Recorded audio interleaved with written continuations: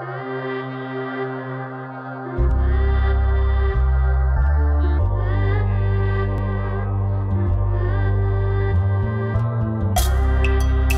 are listening to Pub Royalty Queen Podcast, a place to empower women of color in the music business.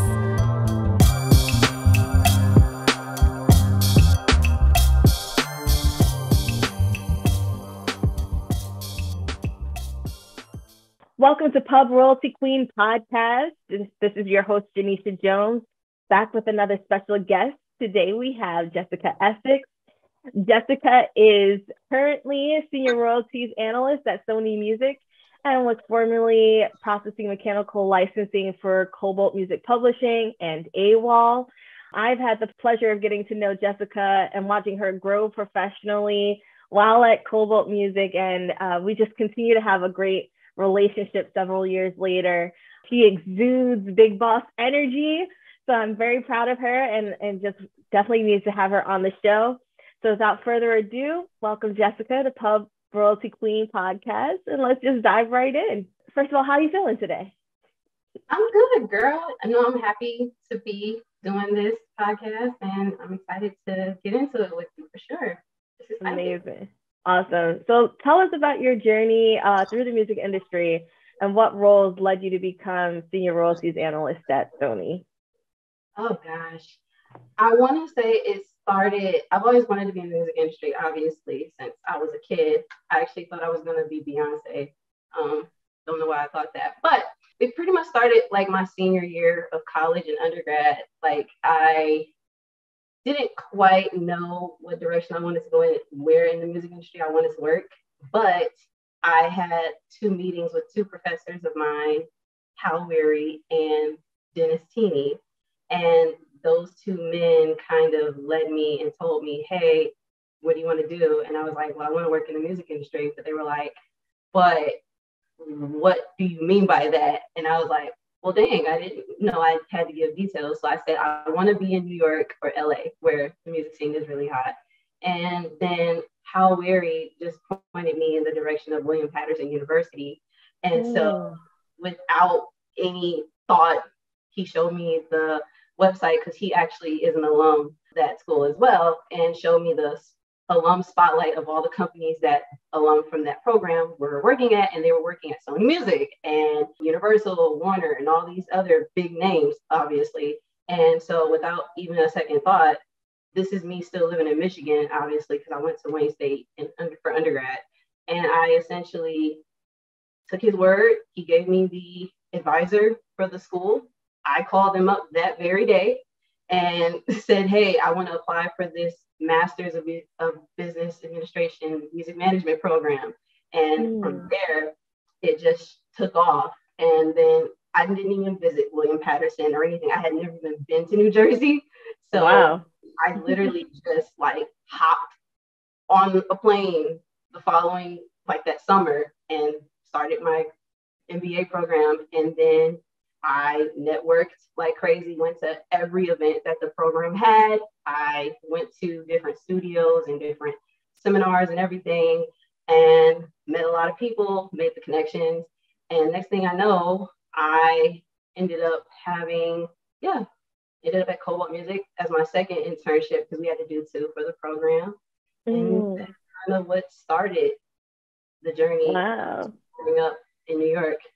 It's kind of crazy that you just like went to Jersey without even knowing what to expect when you got there. I really didn't. And it's weird because I'm normally an over planner.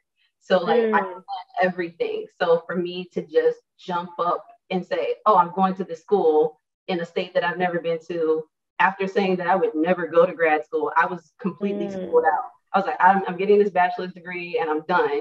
And for me to just shoot off to Jersey without any thought, without visiting the school, knowing nothing about New Jersey. What did you study? What was your degree in at William Penn? I got a Master's of Business Administration, specializing in music management. Wow. So, yeah. Do you feel like that school prepared you for entering into the music business? Oh, definitely. It definitely was a lot of well-known people that I met, very connected people that I met. I got to be in spaces that I don't think I would have otherwise been able to be in had I not attended that school, because it does have the reputation for having a good music management program. And also that position, being at William Patterson, is kind of how I got into Cobalt, because my former manager, she also graduated from William Patterson. So I realized that name mattered. It's like having Patterson on your resume that can get you in just off of graduating from that set program, because it has that reputation already alone. So wow. Oh, that's dope. You know, I'm from Jersey, so I know all about William Penn. Actually, my father went to William Patterson, but that's a whole nother story. But that's good. I mean, I think you're the first guest that I've had so far on the show who has, you know, gone to school for a specialized degree in music, and has studied it and is now making a living doing what they do in the music industry. Did you have any mentors in the music arena growing up or coming up in the industry, and how crucial were they to your success in this business? I would say I had a few, most of them prior to me getting into the industry. Like I had mentioned, Professor Tini and Hal Weary, both of them were like the first two, which, you know, this is a podcast for women, but to have two men take me in, it was quite interesting. So that, because they were the ones that really I didn't really know what I was going to do, what I wanted to do, because being in Michigan, not saying that there is no music industry in the state of Michigan, but it wasn't really what I ultimately wanted. And I didn't know the steps to get to where I wanted to go. So those two men in particular really took the time to meet with me and to guide me and give me suggestions. Like they really took time. Like I would be in their office, you know, even if it wasn't their office hours, I just slide on in there and be like, yo, what's going on?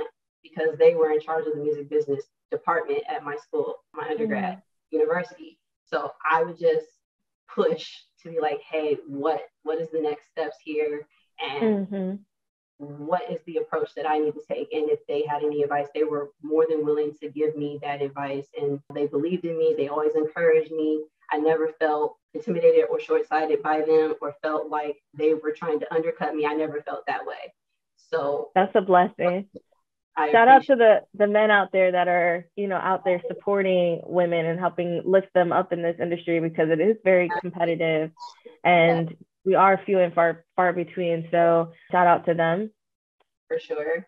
And then another person would definitely be Melissa DeGeorge. You know her too. Yeah, shout out to Melissa.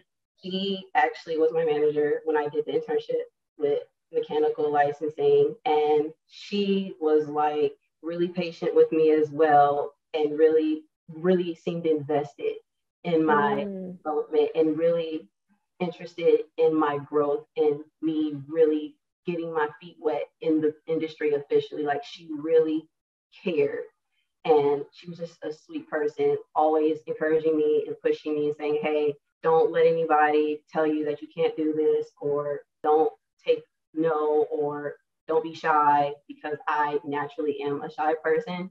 So that really helped me navigate when I was in an actual building. Like I really felt like I belonged and really felt like I was being developed for the next steps of getting into the business full time. So definitely. That's awesome. And lastly, you, Miss Janisha, because you were one of the first people at Cobalt to embrace me and to give me, you know, you just really embraced me. You made me feel like I belonged.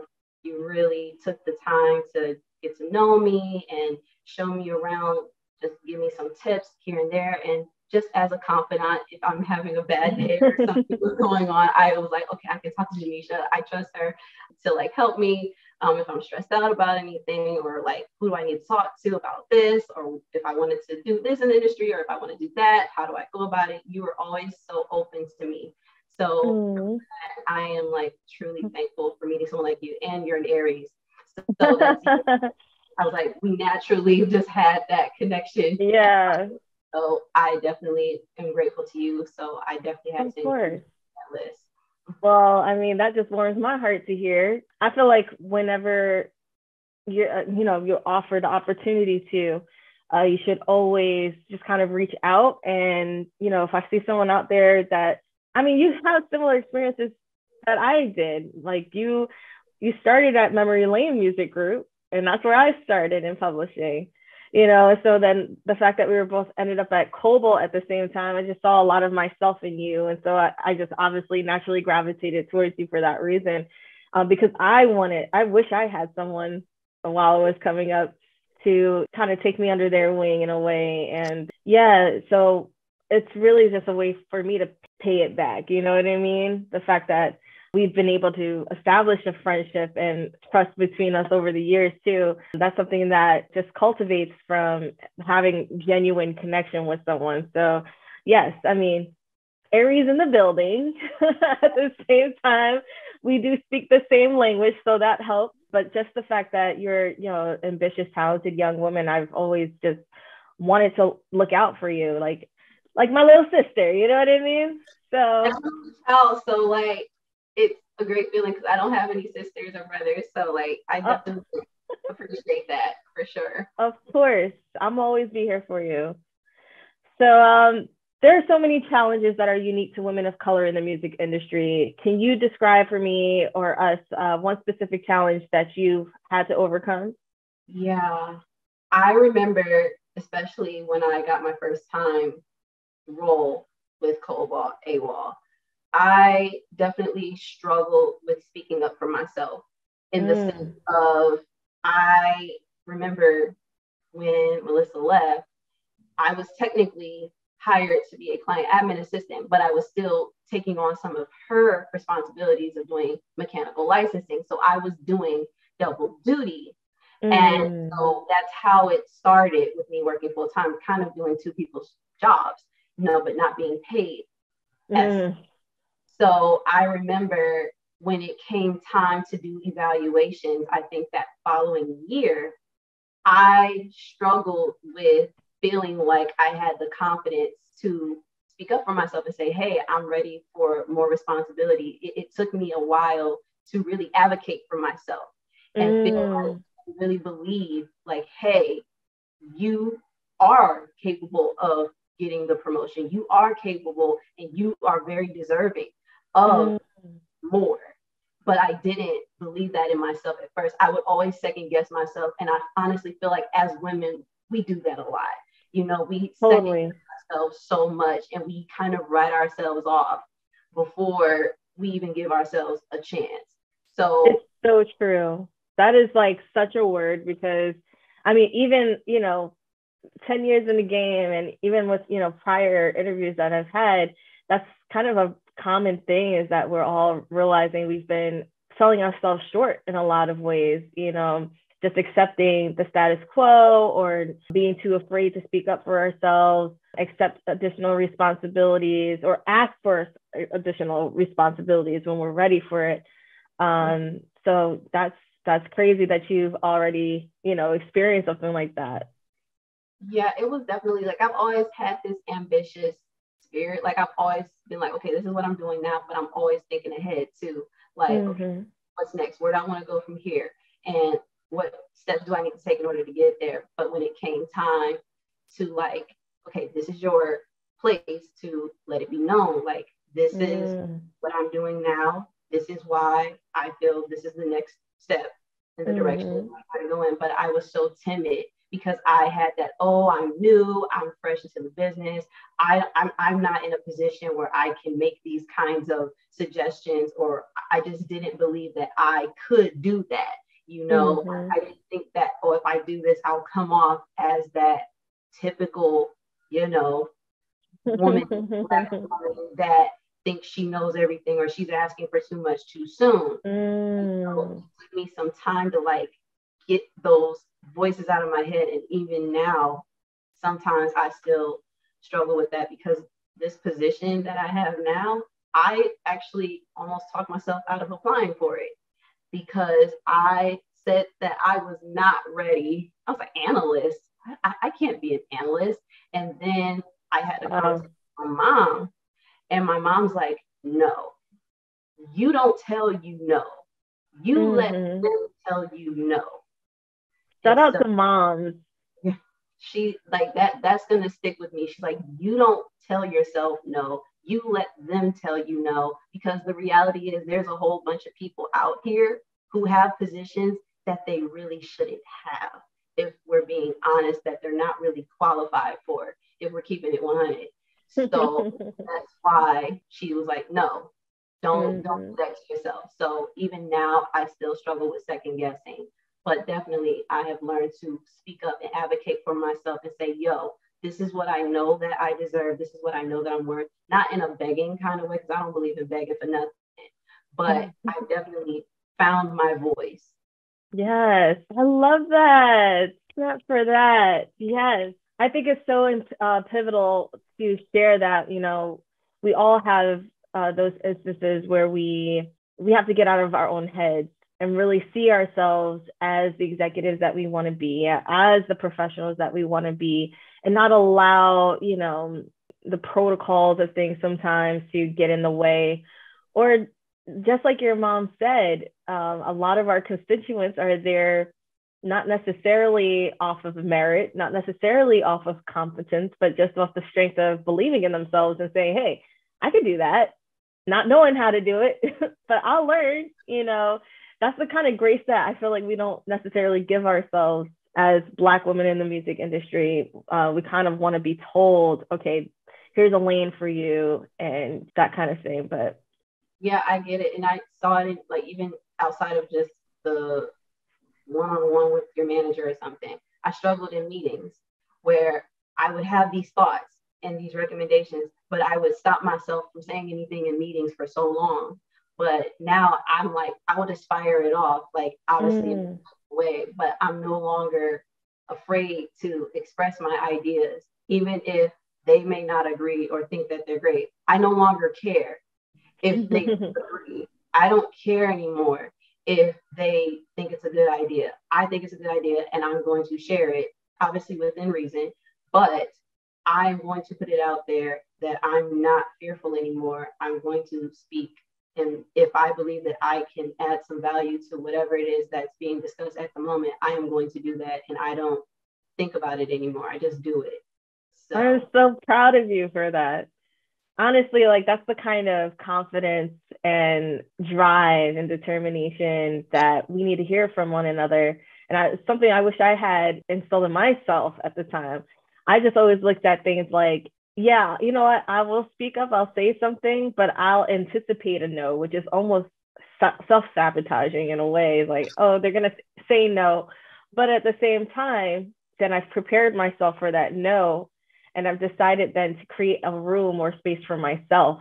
So what are they going to say about me creating my own entity? What are they going to say about me pursuing something else that fulfills that aspect of me that I'm looking for, that they're not able to provide for me? But in a way, I kind of wish that I had kind of tenacity that you have to be able to say, you know, I'm just going to speak up and say what I want to say. Like, and either, you know, they tell me what the right thing is, or it'll resonate with them and they'll be able to open that door for me. So kudos to you for that. I'm so proud of you for that. What would you say is your mama, I made it moment? And when was it that you realized you're headed in the right direction? What characteristics do you attribute to getting to that point? I want to say this in a way where it doesn't come off like I'm bragging, but I really felt like I was heading in the right direction when, fresh out of getting my master's degree, or right before actually, I had 2 job offers. Wow. Yes. So, between 2 different companies. So I to be like, okay, I was only after 1 job, but now I have 2. And so that for me was like, okay, you definitely are supposed to be here. You definitely are in the right place. You're doing it. Like, there's some people, unfortunately, who leave college and they don't have any job offers, and you have 2. So I literally was like, you know what? I was like freaking out at the time because I was I can imagine. I don't like, what do I do? And then I like had the criteria of like which job I ended up picking, but it was like, okay, I'm complaining about 2 jobs, but some people have no jobs. So for me, that was definitely like, yeah, you made the right choice just coming out here. You belong here. And that's what I would say was it for me. So it's kind of crazy because so many of these answers have been like, the moment I decided to bet on myself, the moment I decided to just step out on faith, the moment I decided that this is a hard decision, but I'm just going to go for it, is when the blessings started to rain down. And yeah, the universe does have a way of validating where it is that you're supposed to be. I have so many instances of that happening, just having made these very dramatic choices in my life, but they've all kind of led me to the direction that I'm headed in now. And every time that I've decided, let go of some control or let go of the limiting beliefs, or I'm not qualified for that, or I'm not, ready for that, or I need to know these people before I decide to jump into that role, that's when the universe is like, no, go for it, just do it. And then I actually end up getting what I didn't think I deserved or didn't think it was for me. But the universe is like, yes, that's for you. Had your name on it the whole time. Sometimes I do believe, like, yes, I prayed about getting a job, and yes, I did all of that. I do believe in my faith in God and everything. And of course, I believe I wouldn't be where I am without him. But I also feel like faith without works is dead. So I went out there and did what I had to do. And of course, I never necessarily got to the point where I didn't think I would get a position. But as time went on, I did begin to, again, get in my head talking about, okay, not sure what's going to happen here. And that's when that self-doubt started. Again, I never got completely to the point where I didn't think something would happen. But then when poof, 2 positions, it was like, wow, okay, God, I've heard you. Universe, you have spoken. Confirmation. Got exactly. It. Yes. That's just a testament of saying like you're definitely headed in the right direction. That's the universe affirming like this was for you. This was what was written for you. What advice would you give aspiring women of color in the music business? As cliche as it might sound, don't be afraid to be who you are. Honestly, like as a woman, be unapologetically you. Like, obviously, we have these stigmas already of, oh, we're so angry, and oh, we think we know everything, or oh, we're just so aggressive and bitter. Just, you gotta not think about all of that, because honestly, when I hear, oh, you're angry, or oh, you're aggressive, knowing what you want, knowing who you are, that does not make you angry. That does not make you bitter or anything. It just makes you a woman who knows who she is, knows what she brings to the table, and she lets it be known.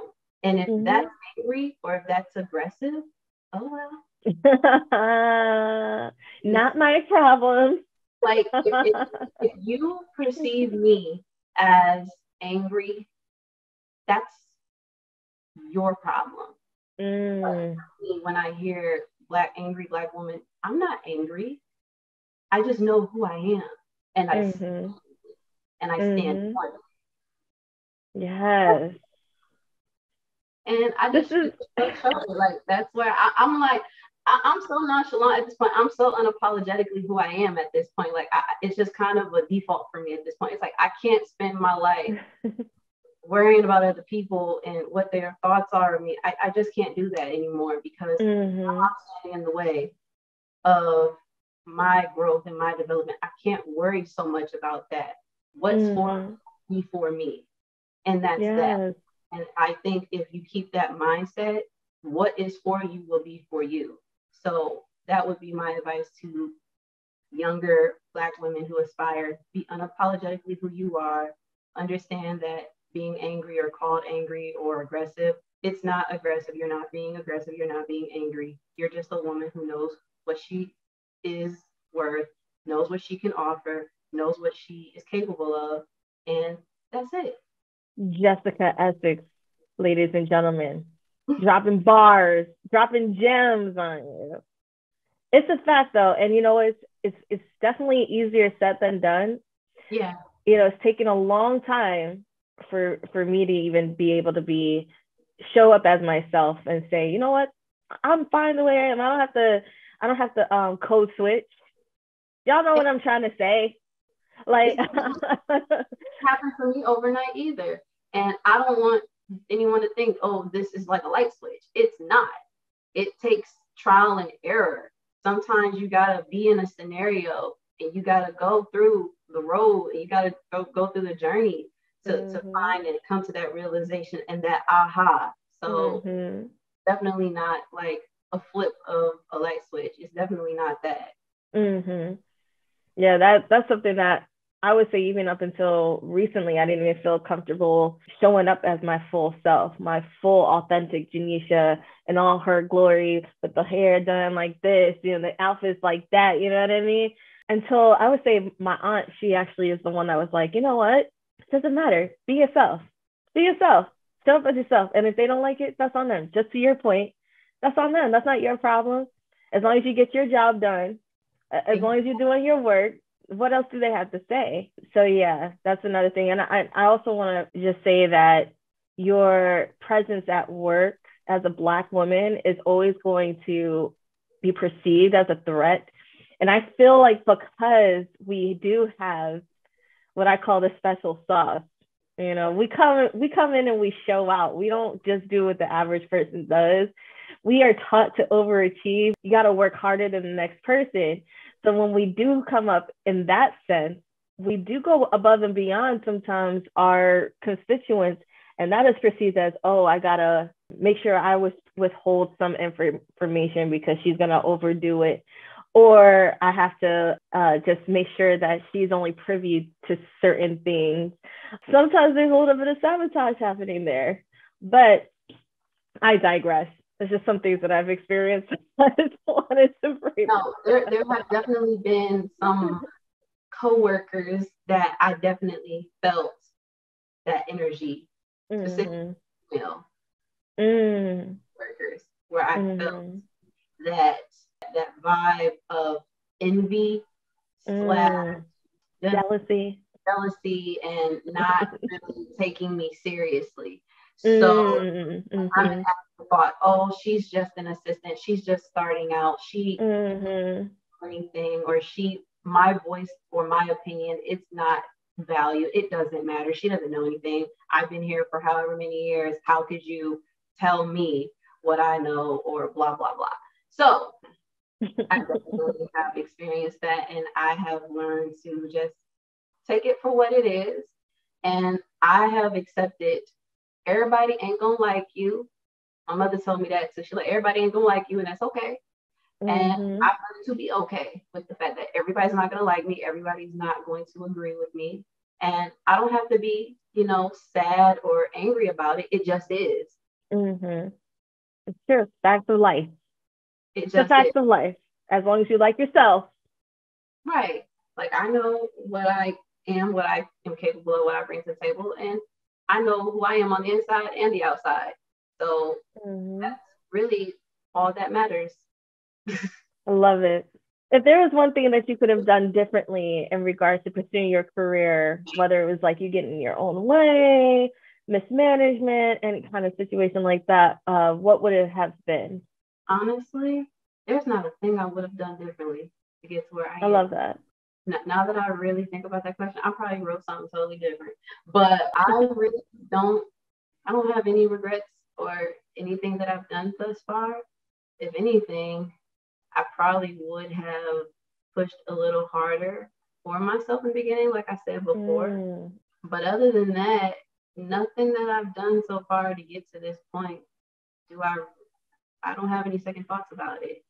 I just wish I would have spoken up for myself sooner, but that's probably it.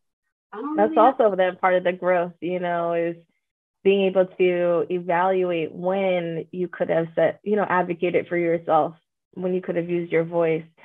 But now that you have the knowledge of that, using it to your advantage moving forward. So yeah, I love that for you. Like, definitely learning from your mistakes and not letting it take away from what you've been able to accomplish and where you're headed. Yeah, I think our mistakes, and when we look back on things that we could have done differently or think we should have done differently, I think mistakes happen and they are meant for us to grow. They're designed for us to learn from them. They're not designed for us to keep making the same mistakes or the same things. We're supposed to learn as we go on in our lives. So I'm grateful for the times where I couldn't speak up for myself, because it helped me to get to being the woman that I am today, that is unapologetically who she is.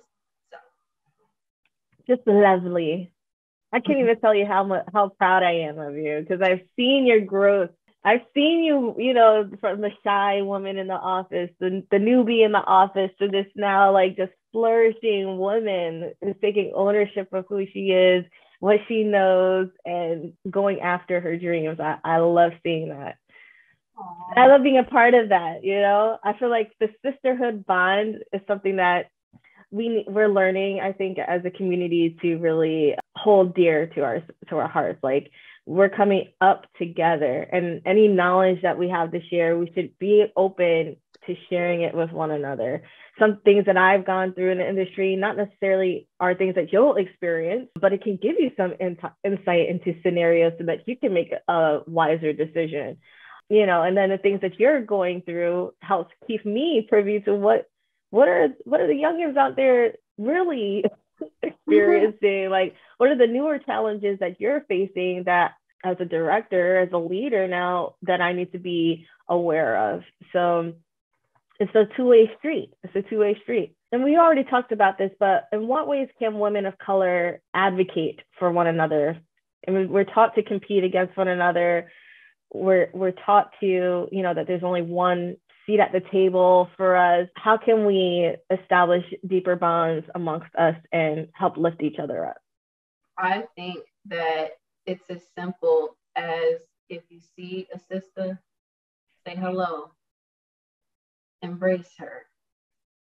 And as a woman who came into a situation where I was the new girl, or whatever you want to call it, don't be afraid to just ask for help. Like, the mindset has to change first, like, you gotta stop looking at each other as competition and realize that we're really all we got at the end.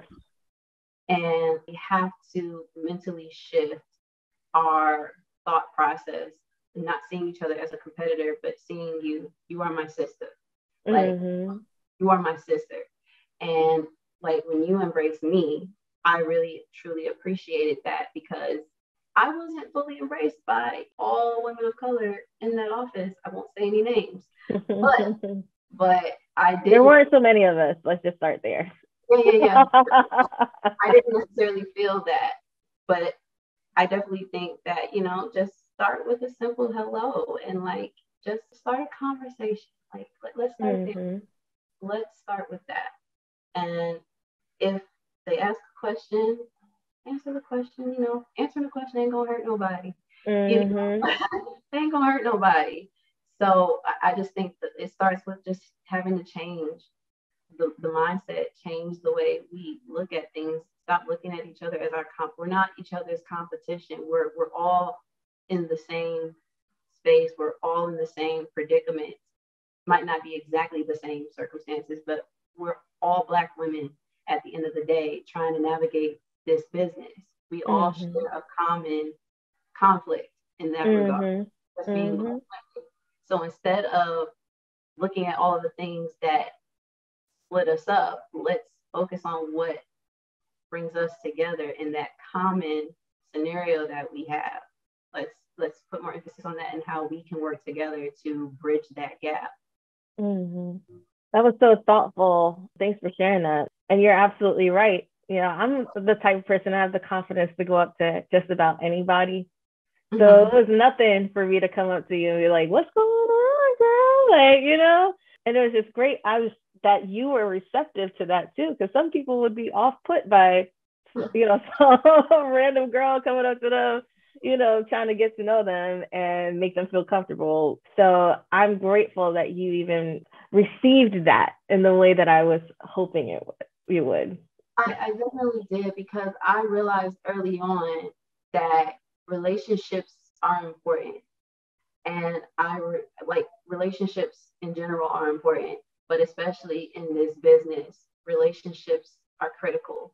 Like I believe that the relationships you build from early on, they can sustain you for years down the road, because I was 24 when I was interning, 23, 24 when I met you, and now it's 4 years later, 5 years later, and like I'm sitting on this podcast with you, and it feels like I'm talking to my sister and I just think that if you have that mindset of, the relationship aspect, you never know who you're going to run into later in life. You never know who you're going to need. So if you don't take those opportunities when they're presented to you, you could be potentially missing out on your blessing. So I think that we definitely have to keep the relationship aspect at the forefront when you think about, if you see another African American woman or whatever, just take the time to speak with her, because again, we're still fighting this battle of being recognized and getting our due respect. So we have to stick together, because if we are divided and separated, we are not strong that way. We are strong when we are united. So. It's just every time you say something like that, it just makes me so proud. Like, I'm so grateful to have gotten to know you. Like, you don't understand. My heart is so full right now. That's why I feel like I just want to hug you through the screen, because I just know, like, it's been a challenge. We have had our ups and, well, not you and I, but as individuals, we've had our ups and downs, but we've been able to maintain and really see our way through this. And I think what happens when you build bonds like this is that you can feed information off of each other and lean on each other, which I think that's the whole point of this podcast, is to understand that we're all in this together. We have very similar experiences.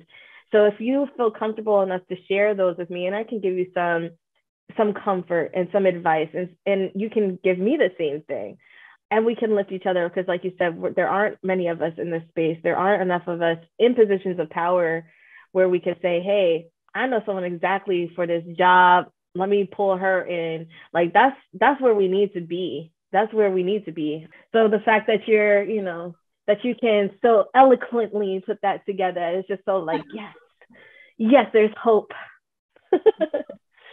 There is, and I definitely take what you did for me and want to be that person for someone one day when the time comes, if I'm ever back in an office or something.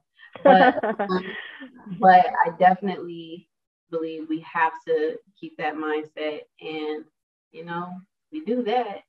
Sky's the limit. Yeah, see? That's what I'm talking about. I'm just glad that I could be an inspiration to you in that way, because yes, if there is anything that I would, coming from this, is for us to inspire other people. So that's touching, and I appreciate that. So what can we expect from Jessica in the future?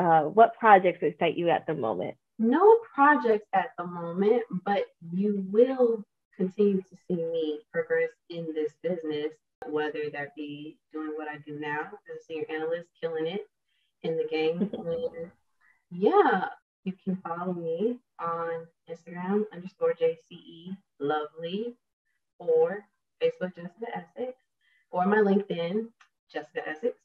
That's my name. And yeah, just look out for what I do, moving up this company ladder, industry ladder. You never know. I'm not much of an entrepreneur right now, but I didn't know that I would be here today. So who knows what I'll be doing a year or two from now. But for now, just look out for the progress I make in this career and see what happens from there. Well, definitely keep an eye out for you. And I know you're going to do amazing things, Jess. Like, the head on your shoulders, your work ethic, and just being a classy, beautiful, intelligent woman is going to get you far. So I just can't wait to see what's in store for you. And I just so appreciate you for being on the show. And I look forward to chatting up with you in a short while. Yeah, I'll be back in LA for sure. Definitely will hit you. Thank you. That's a must. Of course. Thank you.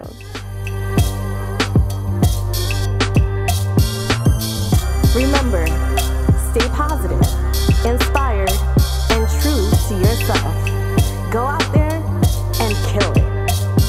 Thank you for listening. We'll see you next time on Pub Royalty Queen Podcast.